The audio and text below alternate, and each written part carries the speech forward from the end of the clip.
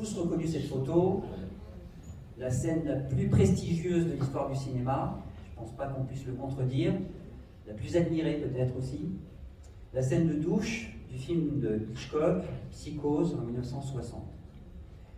Pour le générique d'introduction du film, il y a déjà un travail très original de Saul Bass, travail visuel, collaborateur d'Hitchcock à de nombreuses reprises, et il y a la musique de Bernard Herrmann, qui, dit-on, n'a travaillé qu'avec Hitchcock, mais pas du tout, ils n'ont fait que 7 films ensemble, dont un film où il n'a pas écrit la musique, Les Oiseaux, il a simplement été conseiller pour le son. Donc ça n'a pas été un amour qui a duré toute la vie. Bon, là n'est pas le propos. En tout cas, Bernard Herrmann fait une œuvre absolument admirable dans ce générique d'introduction. D'abord, il faut savoir que le film est en noir et blanc, en 1960. Pourquoi? Parce que Hitchcock ne voulait pas que l'on voit la couleur du sang. Il ne voulait pas. Donc c'est une des raisons pour laquelle le film est en noir et blanc. Il y en a d'autres, mais c'est une raison importante. Et Bernard Herrmann a décidé d'utiliser un orchestre noir et blanc. Qu'est-ce que ça peut bien vouloir dire un orchestre noir et blanc? Pour Bernard Herrmann, un orchestre au complet, c'est-à-dire un orchestre symphonique avec des flûtes, des clarinettes, des contrebasses, des percussions, des trombones, des trompettes, c'est un orchestre coloré pour lui.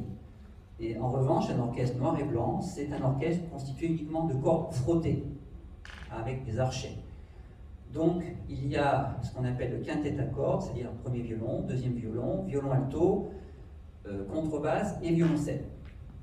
Et c'est un orchestre à cordes frottées, mais il y a pourtant beaucoup de rythme, mais le rythme est donné par l'orchestre. Il n'y a pas de percussion du tout.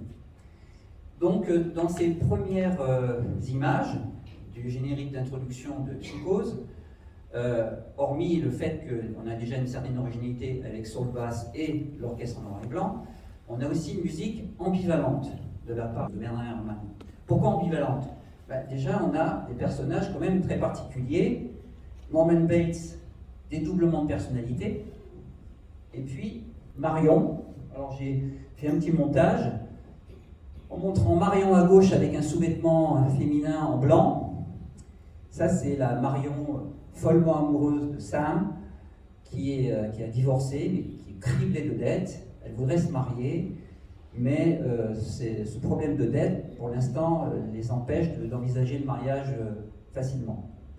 Et à droite, c'est la Marion qui a décidé de voler 40 000 $ et qui va prendre sa voiture et qui va fuir. Malheureusement pour elle, elle va se rendre au Bates Motel, où elle va rencontrer Norman Bates, qui va la tuer dans la scène dans la douche. Donc vous avez à gauche une personne, je dirais une oie blanche, je pense c'est un peu un cliché ce que je dis, et à droite vous avez l'oie blanche qui se transforme en voleuse.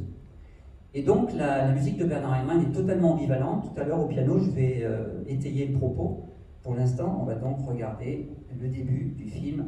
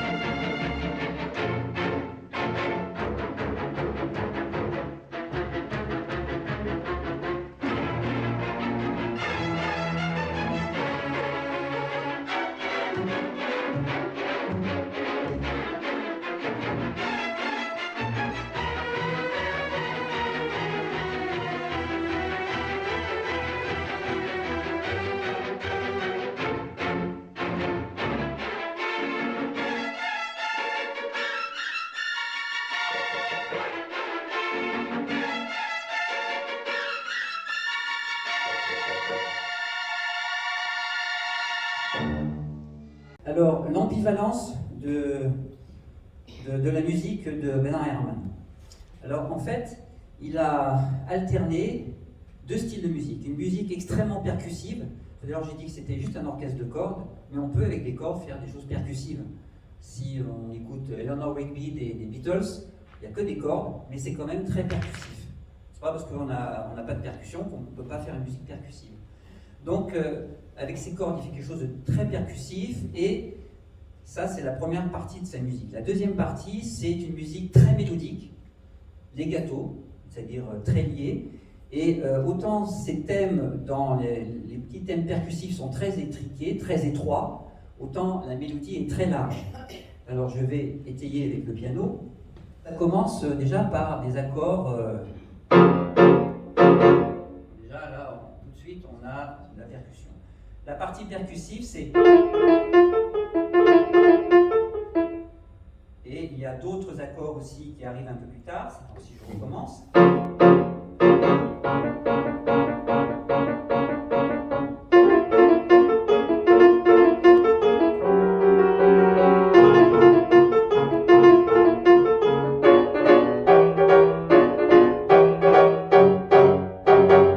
Ça, c'est la partie percussive.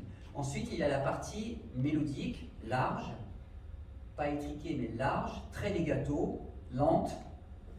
Et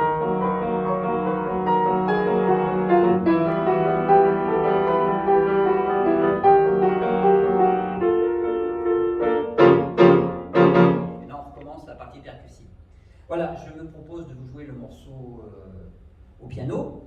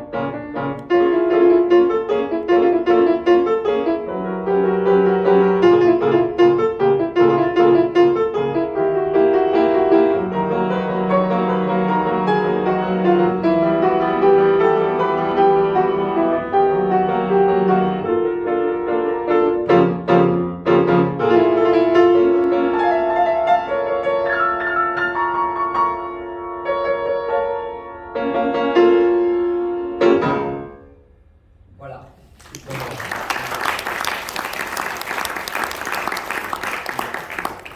Bon, j'avais pas prévu de le faire, mais la scène de douche, je suis obligé d'en parler un peu quand même.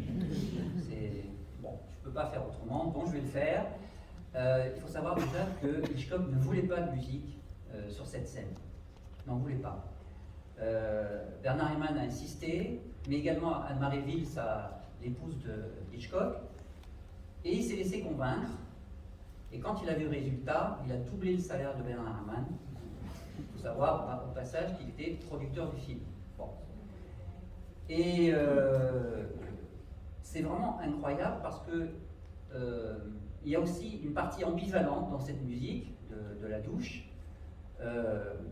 C'est donc des coups d'archet sur les coups de couteau. Pas forcément synchronisés, mais des coups d'archet dissonants sur les coups de couteau.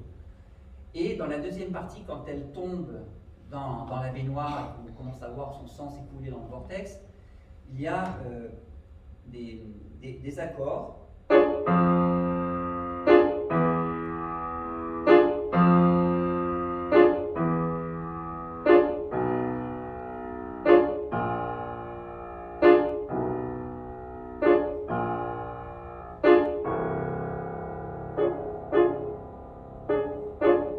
Les derniers accords, c'est quand on a le gros plan sur son œil.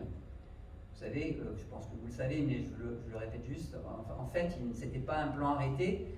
Il voulait qu'on voit la goutte d'eau des cheveux de Marion couler. Donc, il a obligé Marion à avoir les yeux ouverts. C'était très difficile pour Marion de faire cette scène qui était longue avec les yeux ouverts.